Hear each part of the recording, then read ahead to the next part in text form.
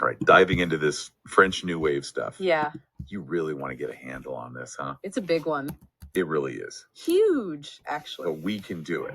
Yeah. From what I'm seeing here, it's more than just like cool camera tricks. Oh, for sure. This is like a whole cultural moment. Absolutely. Post-World War II France. Yeah. Society rebuilding itself. Mm-hmm. This like generation trying to figure out like who they even are.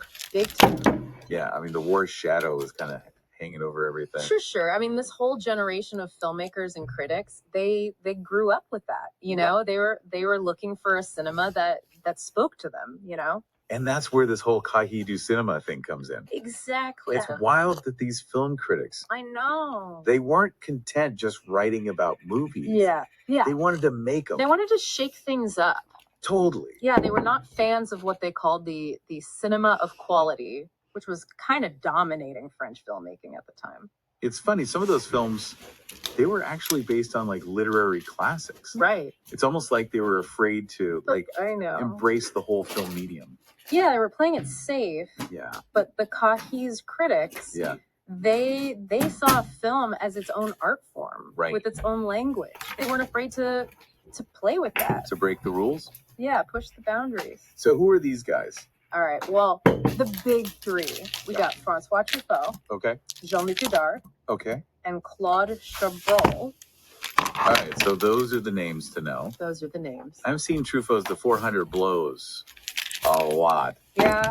That seems like a big one. It's a masterpiece, really. Yeah. Coming of age stories, so honest, so much emotion. Right. And you really see all those stylistic innovations, the handheld camera work, the jump cuts, shooting on location. Okay. But it's more than just the technique. It's capturing the inner life of this kid.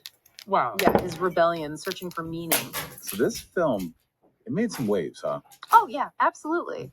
I'm seeing censorship debates. Yeah. Some pushback from like more conservative critics. Totally. It challenged everything. Wow.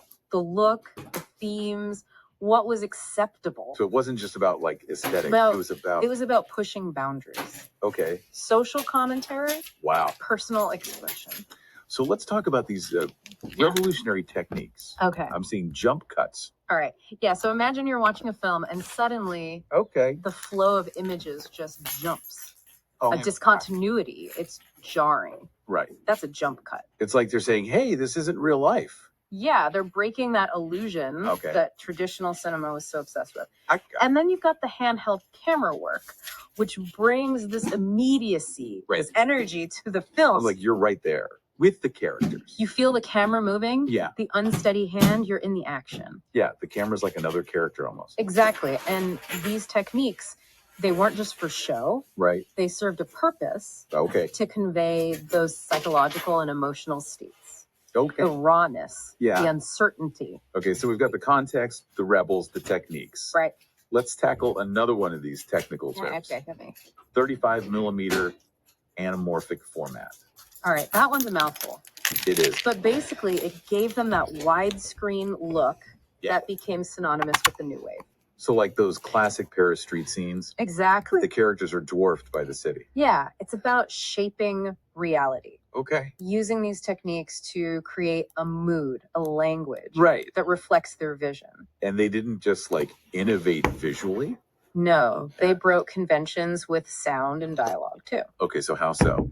Well, they often use natural sound. You know, the city, conversations, footsteps, and the dialogue, often improvised. Really? Yeah, it's like eavesdropping on real conversations. I'm seeing here that some critics thought the dialogue was like rambling, pointless even, but I guess that was the point, right? It was. Capturing real life. Exactly. They weren't into that, like polished artificial dialogue. Nope, they wanted authenticity. Even if it meant sacrificing, like narrative clarity. Exactly. And they were big on location shooting too, right?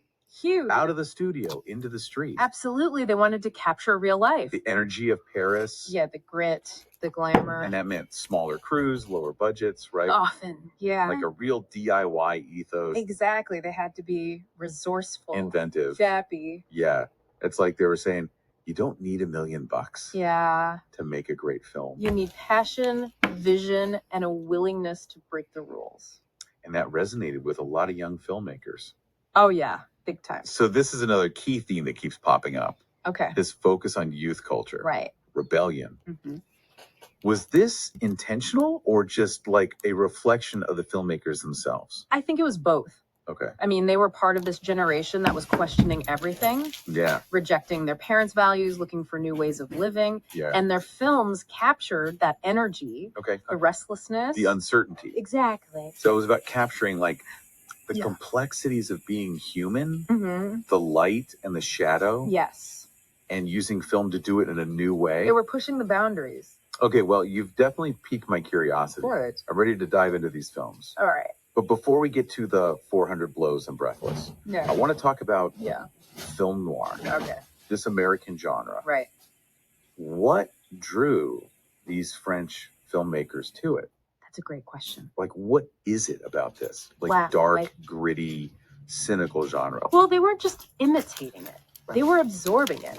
Okay. Transforming it, making it their own. So it's about finding inspiration in unexpected places. Absolutely. And then using that to create something new. Exactly. And you see this throughout the new wave. Mm-hmm. They're drawing inspiration from literature, music, all kinds of stuff. Yeah, but always filtering it through their own lens. Okay, so we've got the context, the key players, the techniques, the themes. Right.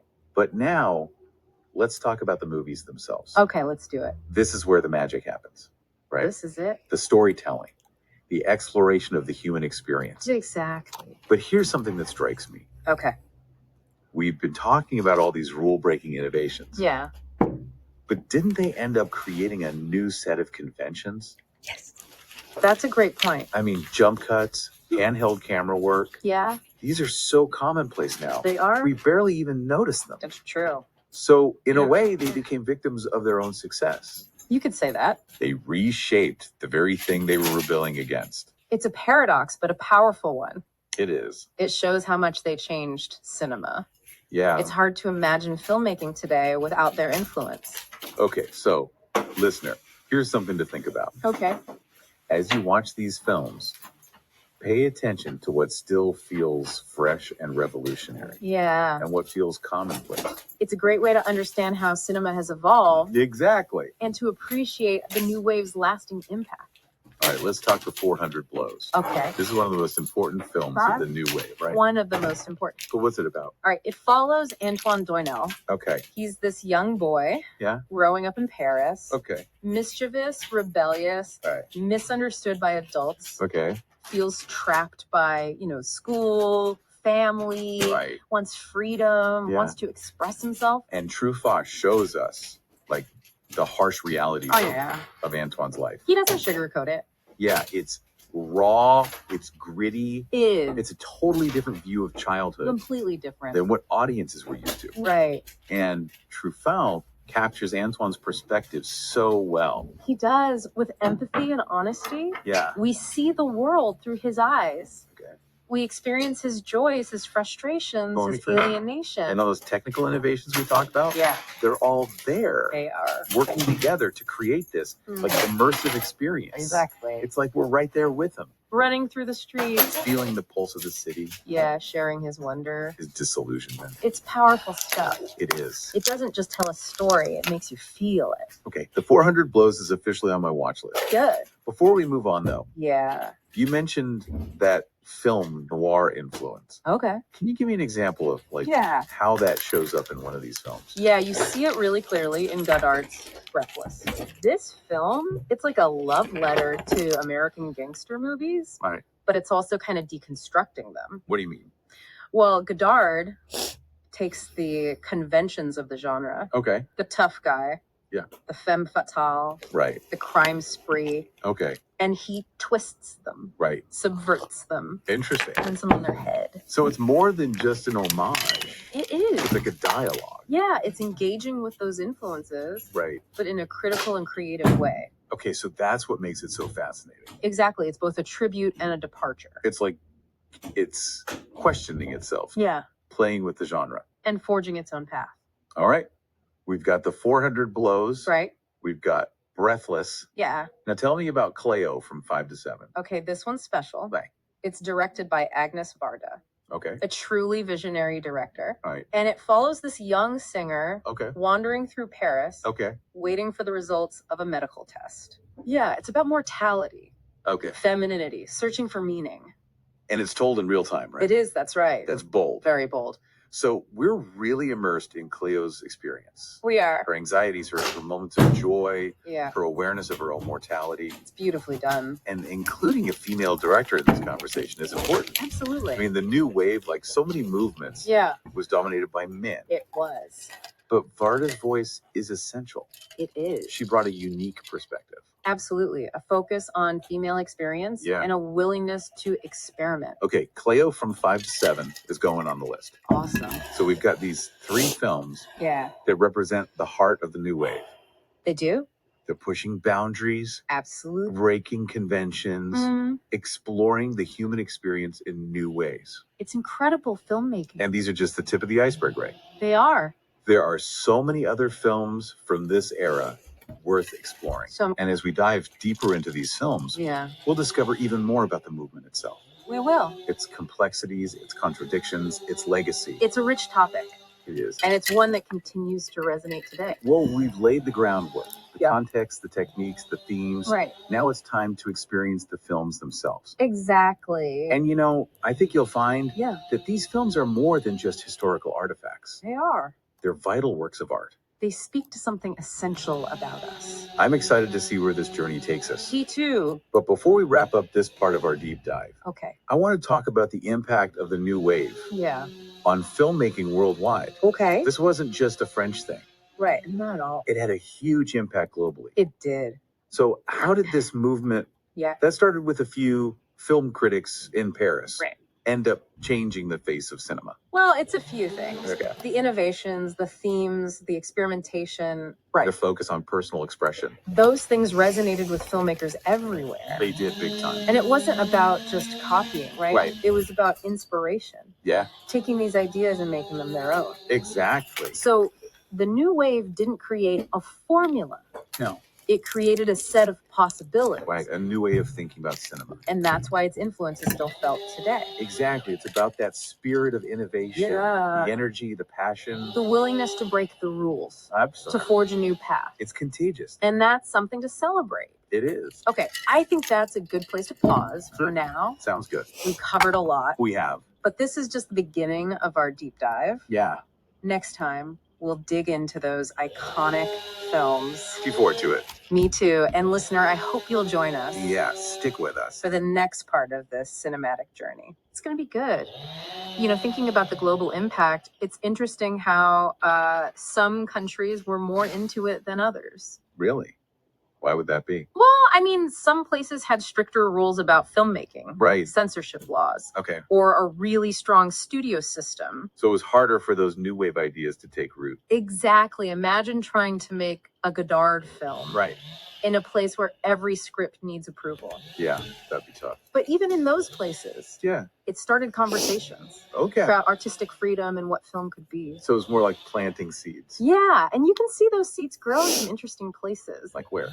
Well, take Hollywood.